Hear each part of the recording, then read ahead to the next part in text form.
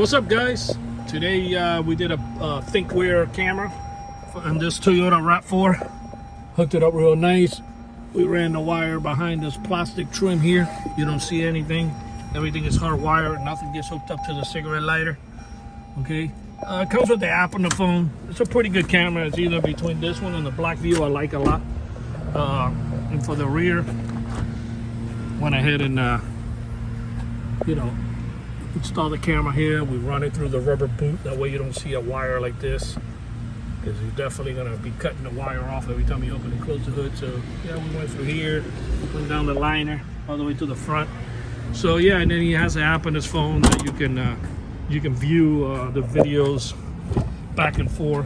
Anybody who bought these cameras, they're right there, thinkware. I like this brand a lot, by the way. This in black view, like I told you at the beginning of the video.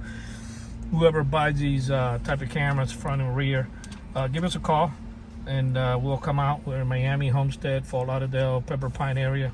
We'll come out and do the install for you. Everything is, try to keep it as factory as possible.